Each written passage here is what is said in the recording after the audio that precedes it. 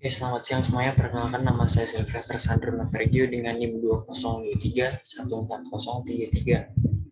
Pada kesempatan kali ini saya akan mempresentasikan materi yang berjudul mengenai hukum pidana guna memenuhi nilai ujian tengah semester pada mata kuliah Hukum Tata Negara dengan dosen Bapak Florentius Nugroho Hardianto, MSc. Oke, langsung saja yang pertama hukum pidana. Definisi hukum pidana. Yang pertama, ius poneale. Hukum pidana dapat didefinisikan sebagai aturan hukum tentang suatu perbuatan yang memenuhi syarat-syarat tertentu yang membawa akibat berupa pidana. Definisi hukum pidana tersebut mengandung beberapa aspek, yaitu yang pertama, perbuatan yang memenuhi syarat tertentu, dan yang kedua, pidana. Dengan pengertian hukum pidana seperti itu, maka hukum pidana disebut juga sebagai ius poneale. Kedua, kita akan membahas mengenai pidana. Pidana adalah penderitaan yang sengaja dibebankan kepada orang yang melakukan perbuatan yang memenuhi syarat-syarat perbuatan itu. Pidana dibedakan menjadi dua hukuman. Yang pertama, hukuman pokok. Hukuman pokok dijabarkan menjadi 4 jenis. Yang pertama, hukuman mati. Yang kedua, hukuman penjara. Yang ketiga, hukuman kurungan. Dan yang keempat, hukuman denda.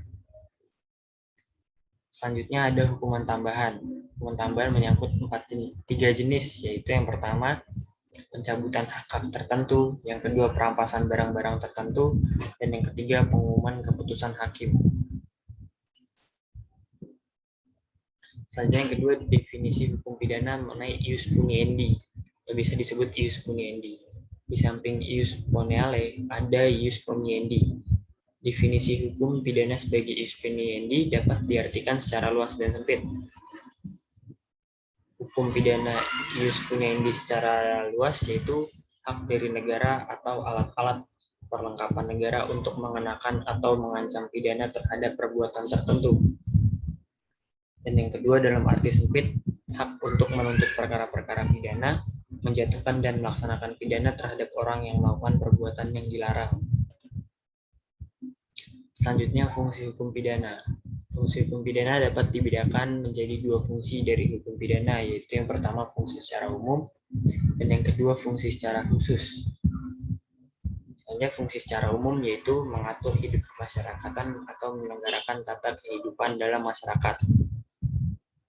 Yang kedua fungsi secara khusus yaitu melindungi kepentingan hukum terhadap perbuatan yang hendak melanggarnya dengan sanksi yang berupa pidana yang sifatnya lebih tajam jika dibandingkan dengan sanksi yang terdapat pada cabang-cabang hukum yang lainnya. Selanjutnya, delik pidana. Delik pidana menurut KBBI. Delik atau biasa disebut tindak pidana merupakan perbuatan yang dapat dikenakan hukuman karena merupakan pelanggaran terhadap undang-undang tindak pidana. Saja dikutip dari Profesor Mulyanto, beliau mengatakan bahwa delik merupakan perbuatan pidana, maka delik pidana adalah perbuatan yang dilarang oleh suatu aturan hukum, larangan yang disertai ancaman atau sanksi yang berupa pidana tertentu bagi barang siapa yang melanggar larangan tersebut. Asal saja dalam pada itu diingat bahwa larangan ditujukan kepada suatu perbuatan, yaitu suatu keadaan atau kejadian yang ditimbulkan oleh kelakuan orang. Selanjutnya terdapat dari Van Hamel. Van Hamel mengatakan bahwa delik merupakan strafbaar feit atau bisa disebut juga kelakuan orang yang dirumuskan dalam wet yang bersifat melawan hukum yang patut dipidana atau strafwaardig dan dilakukan dengan kesalahan. Selanjutnya kita membahas mengenai pemidanaan. Pemidanaan di dalam hukum Indonesia merupakan suatu cara untuk menjatuhkan sanksi atau hukuman untuk seseorang yang telah melakukan tindak pidana ataupun suatu pelanggaran. Pemidanaan adalah kata lain dari sebuah penghukuman. Menurut Profesor Sudarto, beliau mengatakan bahwa penghukuman berasal dari kata dasar hukum, sehingga dapat diartikan sebagai menetapkan hukum atau memutuskan tentang hukumannya. Pemidanaan seringkali dilakukan di sebuah kejaksaan yang ditetapkan kepada tersangka yang melakukan suatu tindak pidana. Pemidanaan adalah suatu tindakan terhadap seorang pelaku kejahatan, di mana pemidanaan ditujukan bukan karena seseorang telah berbuat jahat, tetapi agar pelaku kejahatan tidak lagi berbuat jahat dan orang lain takut melakukan kejahatan serupa. Jadi dari pernyataan di atas bisa kita simpulkan bahwa pemidanaan ataupun penghukuman itu adalah sebuah tindakan pada para pelaku kejahatan yang mana tujuannya bukan untuk memberikan balas dendam kepada para pelaku, melainkan para pelaku diberikan pembinaan agar nantinya tidak mengulangi perbuatannya kembali. Selanjutnya kita membahas mengenai jenis pidana dalam kitab KUHP. Terbagi menjadi dua, yaitu pidana pokok dan pidana tambahan. Dalam pidana pokok terdapat 5 jenis, yaitu pidana mati, pidana penjara, pidana kurungan, pidana bersyarat, dan yang terakhir pidana denda. Selanjutnya pidana tambahan terbagi menjadi 3 jenis, yaitu pencabutan hak-hak tertentu, yang kedua perampasan barang-barang tertentu, dan yang terakhir pengumuman putusan hakim. Sanksi pidana. Kali ini kita membahas mengenai sanksi pidana. Pertama-tama kita membahas mengenai beberapa pengertian atau makna tentang sanksi pidana. Pertama, sanksi hukum pidana mempunyai pengaruh preventif atau pencegahan terhadap terjadinya pelanggaran-pelanggaran norma hukum. Pengaruh ini tidak hanya ada bila sanksi pidana itu benar-benar diterapkan terhadap pelanggaran yang konkret, tetapi sudah ada karena sudah tercantum dalam peraturan hukum. Sanksi yang tajam dalam hukum pidana membedakannya dari lapangan hukum yang lainnya. Hukum pidana sengaja mengenakan penderitaan dalam mempertahankan norma-norma yang diakui dalam hukum. Oleh karena itu, mengapa hukum pidana harus dianggap sebagai ultimum remedium, yaitu obat terakhir apabila sanksi atau upaya-upaya pada cabang hukum lain tidak mempan. Selanjutnya masih terkait sanksi pidana, poin yang selanjutnya adalah dalam sanksi hukum pidana terdapat sesuatu yang tragis atau sesuatu yang menyedihkan, sehingga hukum pidana dikatakan sebagai mengiris dagingnya sendiri atau sebagai pedang bermata dua. Maksud dari ucapan itu adalah bahwa hukum pidana yang melindungi benda hukum, nyawa, harta benda, ataupun kehormatan. Poin yang terakhir, hukum pidana itu merupakan hukum sanksi belaka. Hukum pidana tidak memuat norma-norma baru. Norma yang ada dalam cabang hukum lainnya dipertahankan dengan ancaman pidana. Oleh karena itu, hukum pidana disebut sebagai aksesorir terhadap hukum lainnya. Nanti kita membahas mengenai pembenar, pemaaf, dan penghapus tuntutan. Apakah itu? Yang pertama, sebelumnya kita membahas mengenai dalam teori hukum pidana, alasan yang menghapuskan pidana dibedakan menjadi 3 poin, yaitu alasan pembenar, yang kedua alasan pemaaf, dan yang ketiga alasan penghapus tuntutan. Alasan pembenar. Alasan pembenar adalah alasan yang menghapuskan sifat melawan hukumnya suatu perbuatan, sehingga apa yang dilakukan oleh terdakwa lalu menjadi perbuatan yang patut dan benar. Dan biasanya yang dipandang orang sebagai alasan pembenar adalah termasuk dalam pasal-pasal sebagai berikut. Yang pertama, mengenai pembelaan terpaksa atau notwear. Yang kedua, mengenai melaksanakan ketentuan undang-undang. Yang ketiga, melaksanakan perintah atasan. Dan yang terakhir, mengenai daya paksa. Selanjutnya, alasan pemaaf. Alasan pemaaf adalah alasan yang menghapuskan sifat melawan hukumnya perbuatan, sehingga apa yang dilakukan oleh terdakwa lalu menjadi perbuatan yang patut dan benar. Biasanya yang dipandang orang sebagai alasan pembenar adalah pasal-pasal sebagai berikut. Yang pertama, mengenai pembelaan terpaksa. Yang kedua, mengenai melaksanakan ketentuan suatu undang-undang. Yang ketiga, melaksanakan perintah atasan. Dan terakhir, mengenai daya paksa atau overmatch.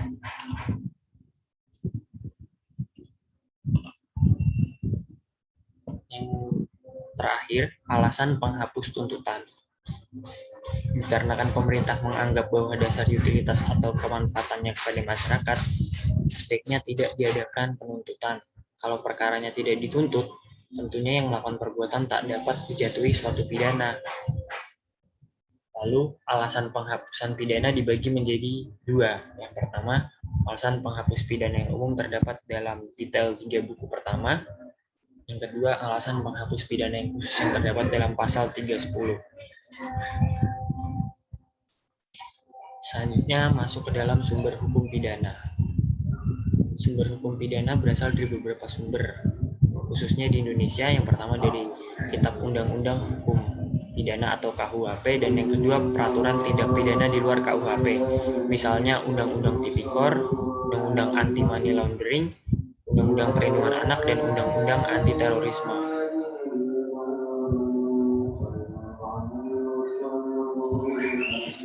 Selanjutnya kita akan membahas mengenai alur beracara pidana. Alur beracara pidana yang pertama, satu, pelapor, yang kedua, sentra pelayanan kepolisian, yang ketiga, dicari bukti permulaan awal, yang keempat, dibuatkan laporan polisi, yang kelima, apabila bukti permulaan belum lengkap, yang keenam, dilakukannya penyelidikan, yang ketujuh, dengan upaya pemanggilan saksi dan pengumpulan barang bukti, yang kedelapan, diketahui hasil perkara pidana atau perdata, yang ke-9, apabila diketahui terdapat unsur pidananya, yang ke-10, penyidikan, yang ke-11, dimulai dengan pemanggilan atau penangkapan tersangka, yang ke-12, penyidik segera melakukan pemberitahuan kepada pihak kejaksaan, yang ke-13, muncul P16 atau biasa disebut penunjukan JPU. JPU adalah jaksa penuntut umum. Yang ke-14, apabila proses penyidikan telah selesai, dilakukan pengiriman berkas perkara tahap 1. Yang ke-15, apabila JPU menyatakan berkas belum lengkap, maka muncul P18, pernyataan berkas perkara belum lengkap, dan P19, yaitu petunjuk dari jaksa untuk melengkapi kekurangan berkas perkara. Langkah ke-16, yaitu penyidik melakukan penyidikan kembali. Yang ke-17, dilakukan pengiriman berkas perkara tahap 2. Yang ke-18, apabila JPU menyatakan lengkap, maka muncul P21. Yang ke-19, penyidik segera melakukan pengiriman tersangka dan barang bukti kepada JPU. Yang ke-20, penuntutan di pengadilan. Yang ke-21, putusan dari pengadilan. Dan yang ke-22, pelaksanaan putusan yang dilakukan oleh JPU. Di sini saya menjelaskan secara singkat tahapan hukum acara pidana. Yang pertama itu biasa kita sebut penyelidikan, yang kedua penyidikan, yang ketiga penuntutan, yang keempat pemeriksaan di persidangan, yang kelima upaya hukum, yang keenam putusan pengadilan. Jadi tahapan ini kita lalui jika kita berposisi sebagai baik itu sebagai korban maupun tersangka. Yang ke-20, terdapat asas hukum acara pidana. Yang pertama, asas praduga tidak bersalah. Yang kedua, asas legalitas. Yang ketiga, asas perlakuan yang sama di muka hukum. Yang keempat, asas peradilan cepat. Yang kelima, asas peradilan terbuka untuk umum. Yang keenam, asas akusator. Yang ketujuh, asas tersangka atau terdakwa berhak mendapat bantuan hukum. Yang kedelapan, asas oportunitas. Yang ke-9, asas ganti rugi dan rehabilitasi. Yang ke-10, asas pemeriksaan hakim yang langsung dan lisan. Selanjutnya kita membahas mengenai pihak yang terlibat dalam hukum acara pidana. Yang pertama, pihak yang pertama terlibat yaitu satu, tersangka atau terdakwa dan hak-haknya. Yang kedua, penyidik dan penyelidik itu biasanya dari kepolisian. Yang ketiga, penuntut umum itu jaksa penuntut umum. Yang keempat, penasihat hukum dan bantuan hukum. Yang kelima, hakim dan pembantunya. Selanjutnya, saya akan menjelaskan mengenai contoh kasus relevan hukum pidana khususnya di Indonesia. Ini merupakan contoh bagaimana proses tahapan suatu tersangka diproses dalam hukum karena tindakannya termasuk ke dalam tindakan pidana.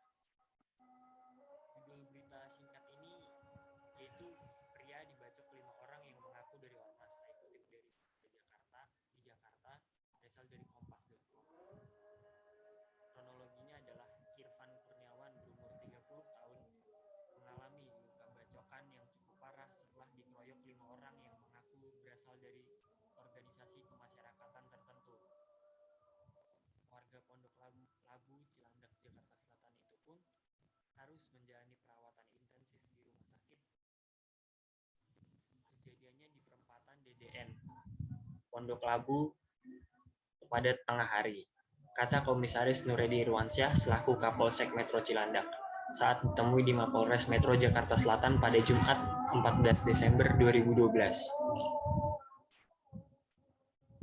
Contoh kasus relevan hukum pidana ini masih lanjutan dari yang slide sebelumnya, bahwa peristiwa tersebut berasal saat Irfan sedang mengatur lalu lintas yang macet di perempatan DDN. Tiba-tiba muncul rombongan pelaku yang mengendarai sepeda motor dan menyerobot jalur. Melihat tingkah tersebut, Irfan langsung menegur salah seorang pelaku, namun teguran itu justru tidak diterima oleh pelaku yang langsung menghentikan kendaraannya. Tegurannya jawab dengan keras juga, kata dia. Kamu nggak tahu apa saya ini anggota ormas, kata Nuredi menirukan ucapan pelaku ketika ditanyain oleh wartawan. Dibantu rekan-rekannya, pelaku lantas membacok korban dengan menggunakan senjata tajam jenis golok. Korban yang terluka parah di bagian tangan, kepala bagian belakang, dan punggung, kemudian dilarikan warga ke RS Marinir Cilandak untuk mendapat bantuan medis. Sementara itu, petugas kepolisian langsung melakukan pengejaran setelah mendapatkan keterangan dari beberapa saksi dari lokasi kejadian. Selanjutnya saya di sini akan menjelaskan mengenai analisa saya terkait dengan adanya kasus pembacokan di daerah Jakarta khususnya. Analisa saya berupa kasus di atas tersebut termasuk suatu peristiwa pidana. Mengapa? Karena kasus tersebut memenuhi syarat-syarat peristiwa pidana, di mana terjadi 3 hal, yaitu penganiayaan, pengeroyokan, dan pembacokan terhadap Irfan oleh 5 orang yang mengaku sebagai ormas tersebut. Ini dibuktikan dengan adanya laporan dari beberapa saksi di TKP yang langsung melaporkan kepada aparat kepolisian setempat. Di sini jelas bahwa perbuatan kelima orang tersebut melanggar hukum, yakni terdapat di pasal 351, 354, dan 358 KUHP mengenai penganiayaan. Jadi kasus yang dilakukan oleh orang yang mengaku sebagai anggota ormas ini, jika dikaitkan dengan kitab perundang-undangan, dia termasuk dalam pasal 351, 354, dan 358 tentang penganiayaan, dan ini termasuk merupakan tindak pidana. Selanjutnya, kasus ini khususnya diatur dalam pasal 351 ayat 1 dan 2 yang berbunyi penganiayaan diancam dengan pidana penjara paling lama 2 tahun, 8 bulan, atau pidana denda paling banyak Rp400.500, dan jika perbuatan mengakibatkan luka berat yang bersalah diancam dengan pidana penjara paling lama 5 tahun. Jadi pada kasus ini dapat disimpulkan bahwa si korban mengalami luka-luka berat, jadi mungkin tersangka akan mendapatkan ancaman pidana penjara paling lama 5 tahun. Kemudian diatur juga dalam pasal 354 ayat 1 yang berbunyi, barang siapa sengaja melukai berat orang lain diancam karena melakukan penganiayaan berat dengan pidana penjara paling lama 8 tahun. Nah, pasal 351 dan 354 terdapat suatu perbedaan, yaitu perbedaannya di tindak pidananya. Di 351 mengatakan bahwa perbuatan mengakibatkan luka berat, sedangkan yang di pasal 354 mengatakan bahwa barang siapa sengaja melukai berat orang lain. Pada kasus ini, menurut saya tersangka terkena 2 kasus sekaligus ya. Dia mengakibatkan luka berat kepada korban dan juga melukai secara sengaja melukai berat orang lain, dan mungkin bisa mengancam dirinya sendiri dengan melakukan hal tersebut, akan dipidana penjara paling lama 8 tahun.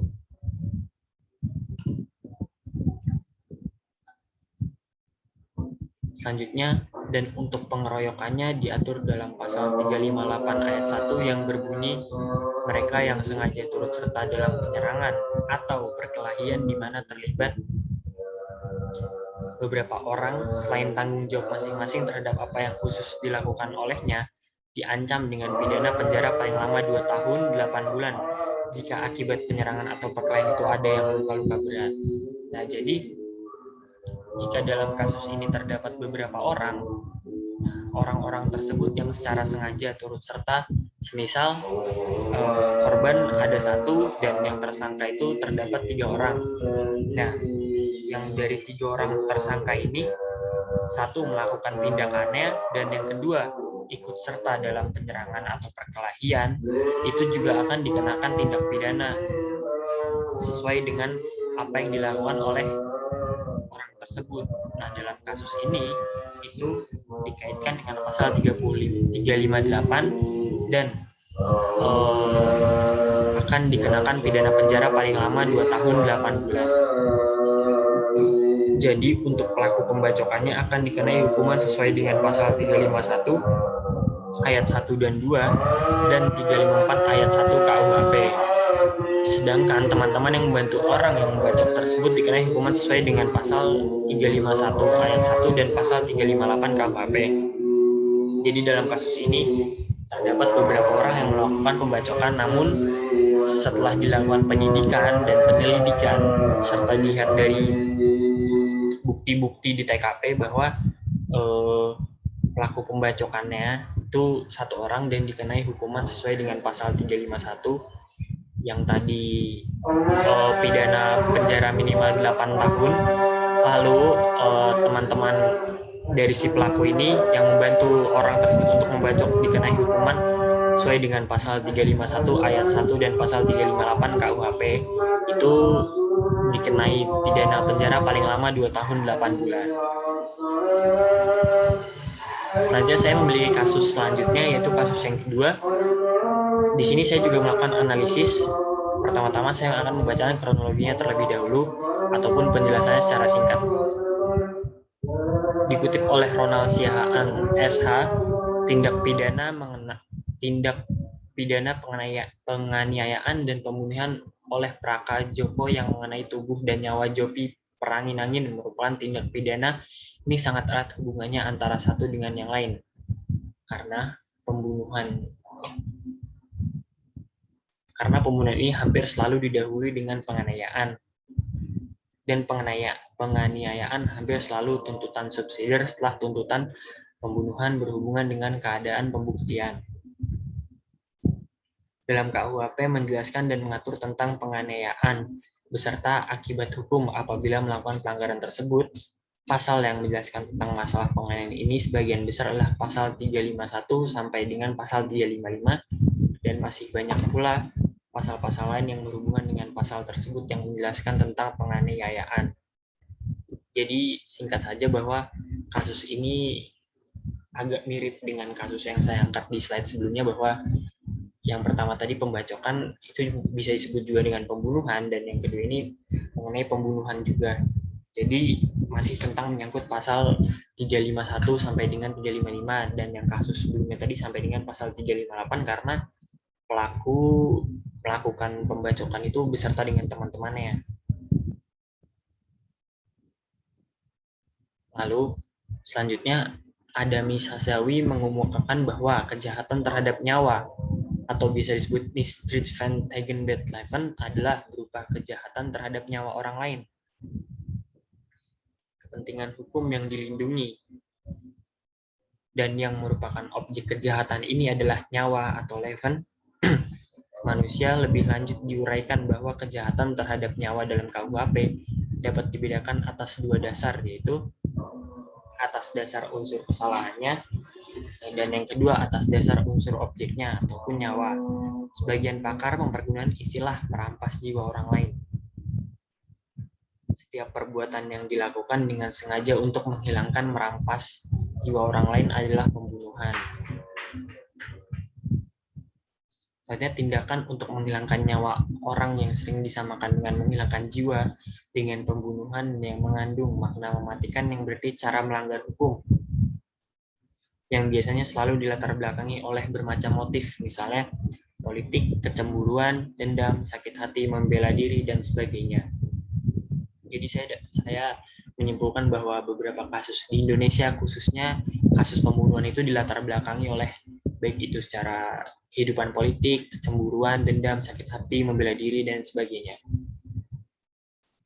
Selanjutnya pada pembunuhan yang dilakukan oleh Praka Joko sebagai pelaku tunggal pada perbuatan menghilangkan nyawa Jopi Peranginangin dengan menggunakan sangkur senjata tajam milik marinir.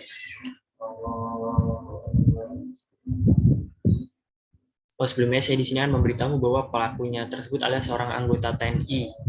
Nah, jadi dengan alasan bahwa pelakunya adalah seorang TNI, maka penyidik polisi tidak berwenang menangani kasus ini, sehingga penyidikan terhadap motif dan mencari aktor pembunuhan Jopi dilakukan oleh Pom-Al sesuai dengan nomor 31 tahun 1997 tentang peradilan militer pasal 198, yaitu yang pertama berbunyi tindak pidana yang dilakukan bersama-sama oleh mereka yang termasuk justisiabel peradilan militer dan justisiabel peradilan umum diperiksa dan diadili oleh pengadilan dalam lingkungan peradilan umum kecuali apabila menurut keputusan menteri dengan persetujuan Menteri Kehakiman perkara itu harus diperiksa dan diadili oleh pengadilan dalam lingkungan peradilan militer. Nah, jadi menurut Pom-Al sesuai dengan nomor 31 tahun 1997 tentang peradilan militer pasal 198 bahwa dikatakan jika pelakunya seorang angkatan, bisa dibilang seorang angkatan, polisi tidak berhak untuk menangani kasus ini karena sudah tertulis dalam Pom-Al bahwa jika anggotanya seorang angkatan maka diadili oleh pengadilan dalam lingkungan peradilan militer. Yang kedua, penyidikan perkara pidana sebagaimana dimaksud pada ayat 1 dilaksanakan oleh suatu tim tetap yang terdiri dari polisi militer, auditor, dan penyidik dalam lingkungan peradilan umum. Sesuai dengan wewenang mereka, masing-masing menurut hukum yang berlaku untuk penyidikan perkara pidana. Yang ketiga, tim sebagaimana dimaksud pada ayat 2 dibentuk dengan surat keputusan bersama Menteri dan Menteri Kehakiman. Dengan diawali pengumuman penyidik di halaman depan kafe venue pembunuhan Jopi P dengan pasal yang disangkakan kepada Praka Joko yang disebut oleh Letkol Faber HS yaitu pasal 351 ayat 3. Jadi kasus pembunuhan yang dilakukan oleh anggota TNI ini termasuk dalam pasal pembunuhan yaitu terdapat pada pasal 351 ayat 3 yaitu penganiayaan diancam dengan pidana penjara paling lama 2 tahun 8 bulan atau pidana denda paling banyak Rp4.500. Jika perbuatan mengakibatkan luka-luka berat, yang bersalah diancam dengan pidana penjara paling lama 5 tahun. Jika mengakibatkan mati, diancam dengan pidana penjara paling lama 7 tahun. Dengan penganiayaan disamakan sengaja merusak kesehatan, percobaan untuk melawan kejahatan ini tidak dipidana. Tugas penyidik menemukan semua unsur-unsur pidananya pada pasal yang disangkakan dan undang-undang juga tidak memberikan ketentuan apakah yang diartikan dengan penganiayaan atau mishandling pada pembunuhan Jopi dan juga Praka Joko sebagai terdakwa dihadapkan ke dalam persidangan oleh auditorat militer yaitu melanggar pasal 351 ayat 3 KUHP pidana yang unsur-unsurnya sebagai berikut. Yang pertama barang siapa, yang kedua dengan sengaja, yang ketiga melakukan penganiayaan. Jadi barang siapa itu adalah yang dimaksud adalah seseorang yang melakukan suatu tindakan pidana tersebut. Sedangkan yang dengan sengaja itu dimaksudkan yaitu seseorang tersebut yang barang siapa yang dimaksud dengan sengaja secara sadar melakukan suatu tindakan pidana. Itu termasuk dalam pasal 351 ayat 3. Dan yang ketiga melakukan penganiayaan yang dimaksud adalah melakukan suatu tindakan pidana baik itu pembunuhan. Dalam kasus ini membicarakan mengenai pembunuhan.